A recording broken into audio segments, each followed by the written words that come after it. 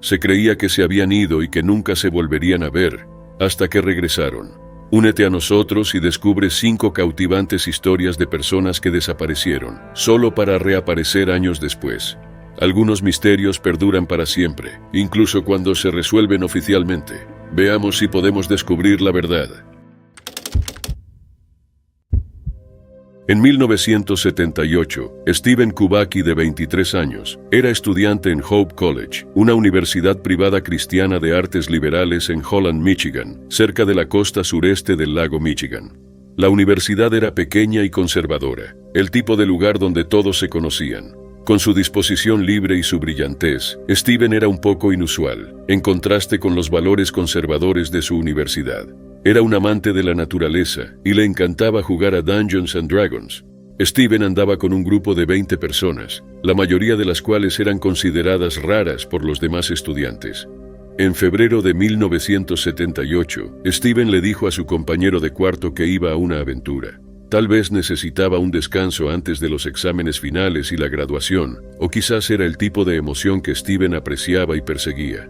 El joven de 23 años le dijo a su compañero de cuarto que iba a una expedición de esquí de fondo en solitario.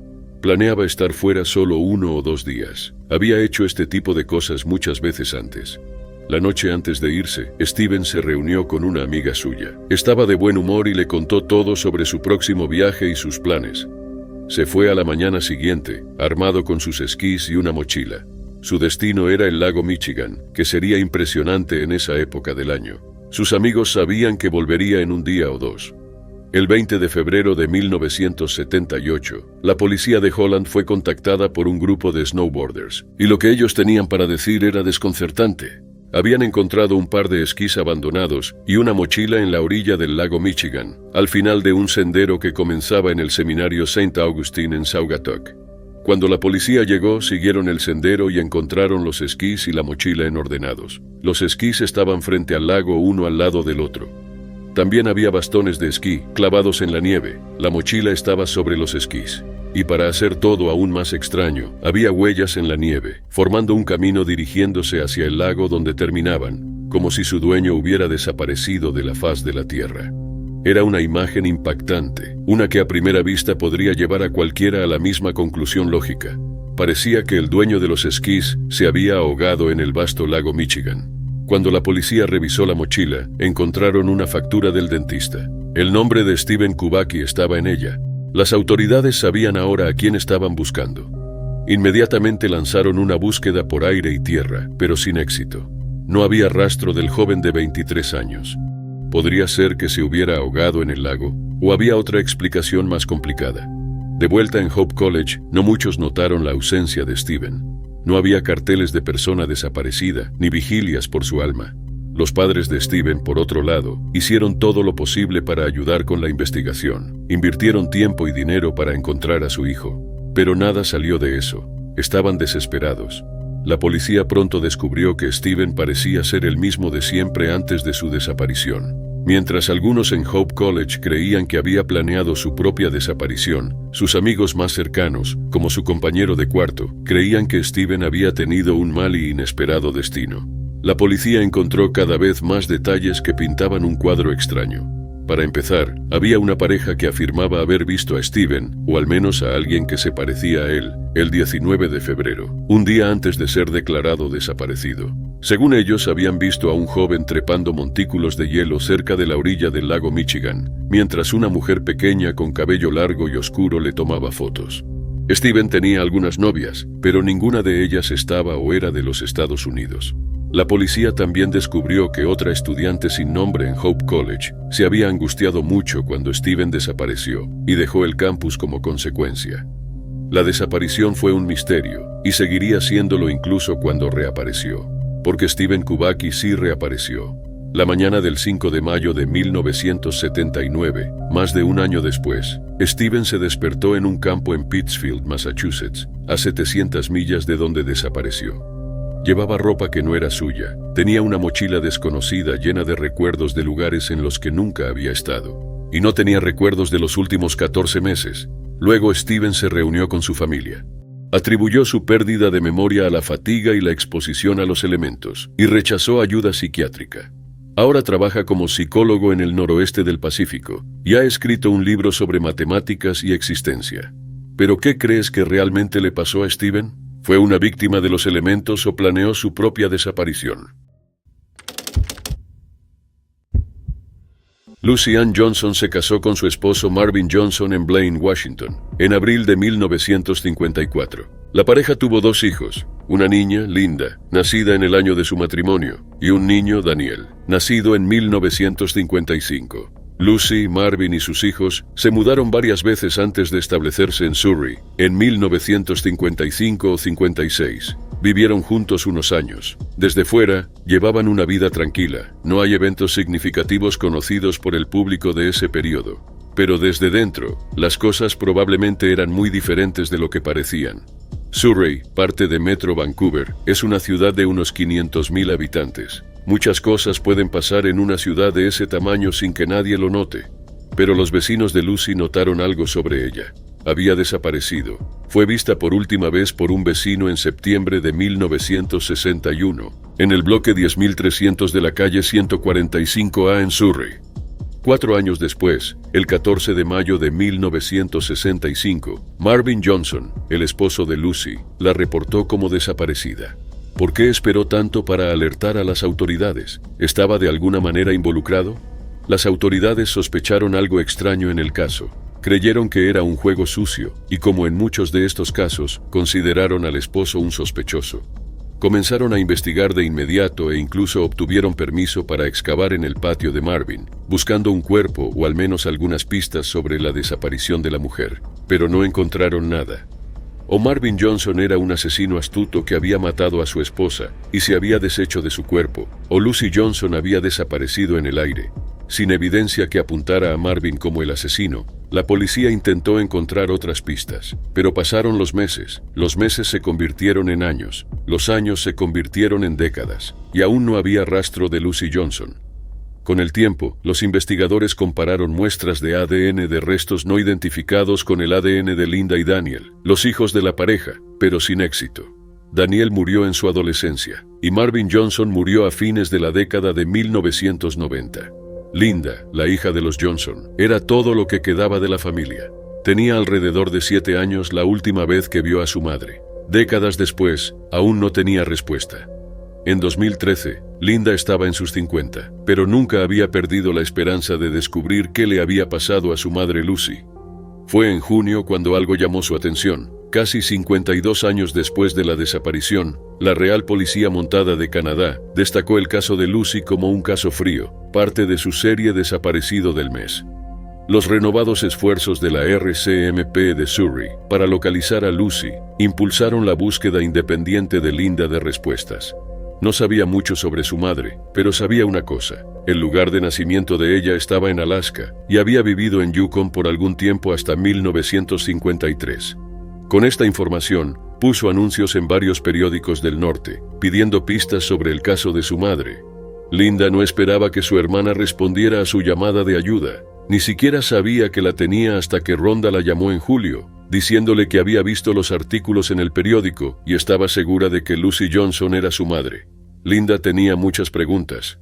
Rhonda le dijo que creía que Lucy había dejado a Marvin por una disputa doméstica, aunque no obtuvo muchos detalles.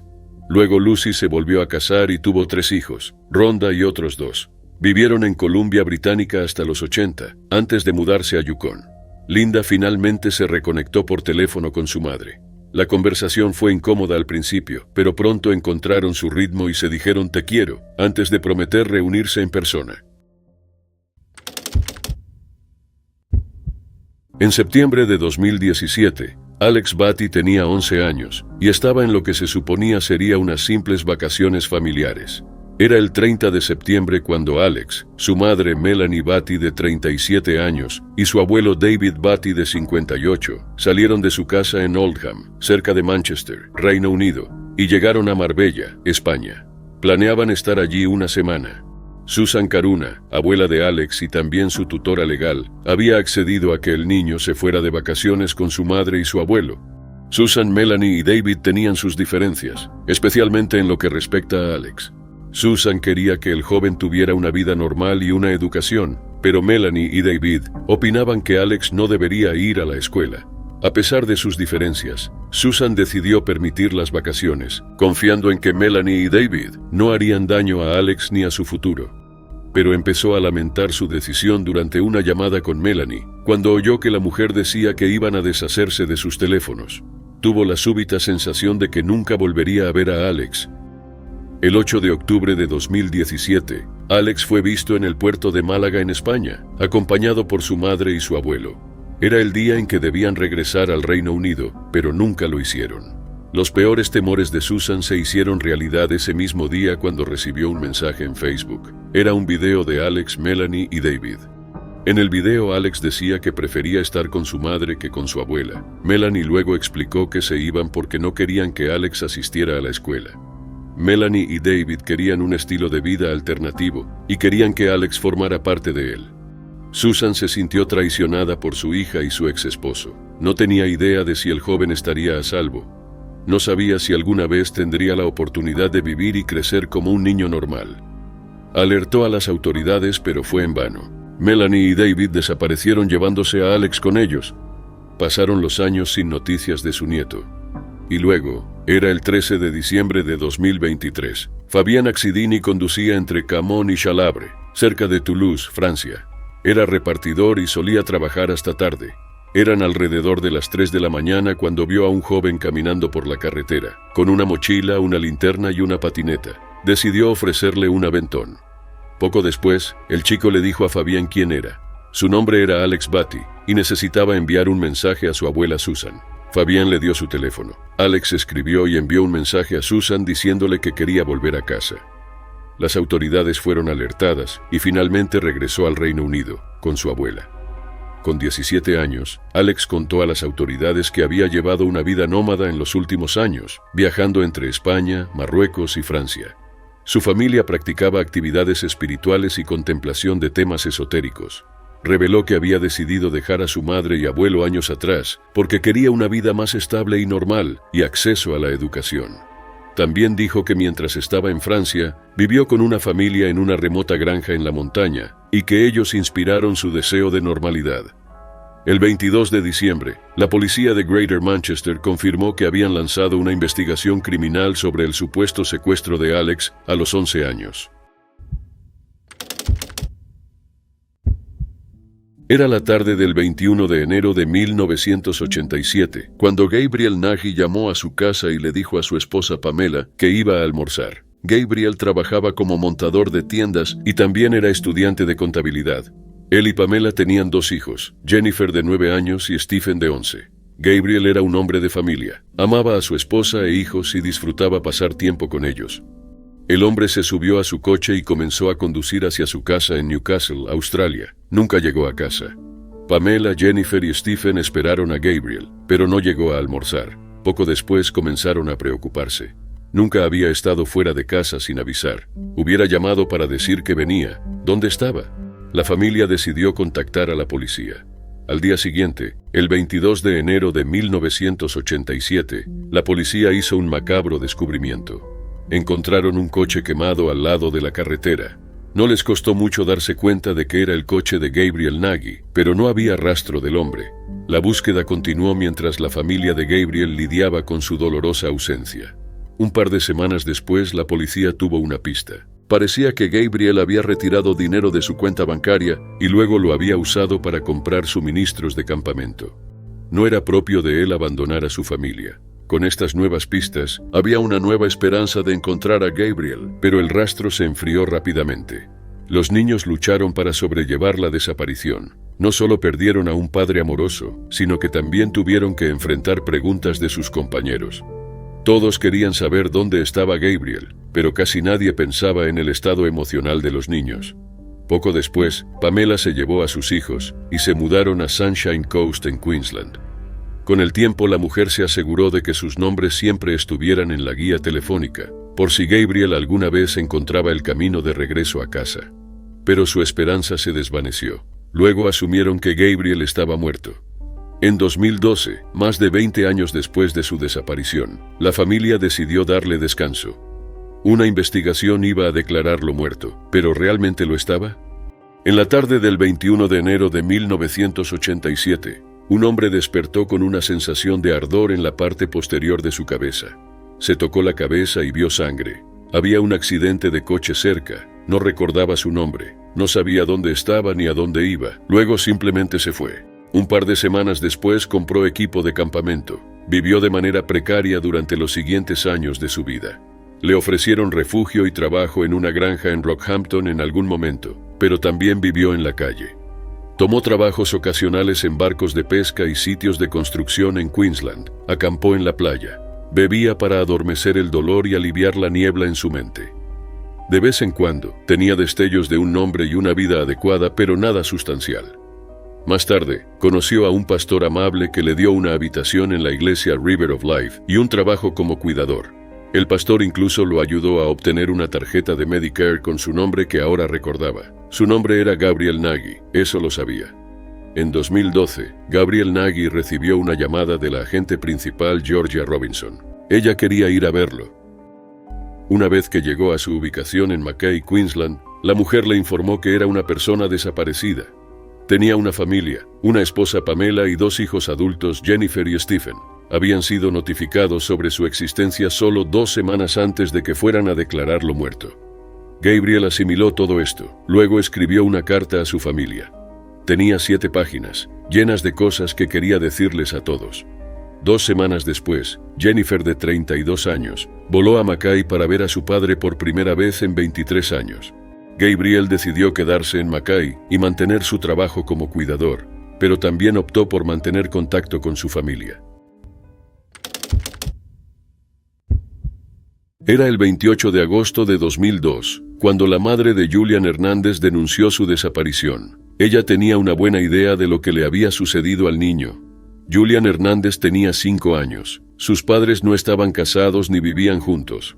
Julian vivía con su madre, mientras su padre residía en la misma urbanización, en otra unidad en Vestavia Park Apartments en Birmingham, Alabama. Coparentaban, pero no se llevaban muy bien. Ese miércoles, el padre de Julian, Bobby Hernández, debía llevar al niño al preescolar. En lugar de eso, el hombre tomó al niño, retiró dinero de su cuenta bancaria y desapareció. La madre estaba devastada. No tenía idea de dónde estaba su hijo. Lo denunció desaparecido de inmediato, sin perder ni un segundo. La policía se tomó el caso en serio, investigando todas las pistas posibles para encontrarlo, pero la búsqueda fue infructuosa. Aunque su padre había sido quien lo tomó, no sabían dónde estaba ahora. Poco a poco el tiempo pasó. Con los años el público se mostró útil. Todos querían que este pequeño se reuniera con su madre. Algunos decían que podía estar en Florida, mientras que otros juraban haber visto a Julian fuera del país, en Canadá. Se consideraron todas las pistas y rumores, pero todos resultaron ser callejones sin salida. Pasaron 13 años desde la desaparición de Julian, y luego en 2015 apareció a más de 700 millas de distancia en Ohio. El propio Julian no tenía idea de que había sido llevado injustamente lejos de su madre. La reaparición ocurrió cuando comenzó a solicitar ingreso a universidades y descubrió que su número de seguro social no coincidía con su nombre. Pidió ayuda a un consejero escolar y ambos se sorprendieron al encontrar a la ahora joven de 18 años en la base de datos del Centro Nacional para Niños Desaparecidos y Explotados. La madre de Julian fue notificada de inmediato. Ella dijo estar eufórica al saber que su hijo estaba bien. Bobby Hernández fue arrestado por falsificación de registros. Julian pidió al juez encargado del caso de su padre que lo perdonara y lo mantuviera fuera de la prisión, diciendo que él perdonaba a su padre y que quería que fuera parte de su vida.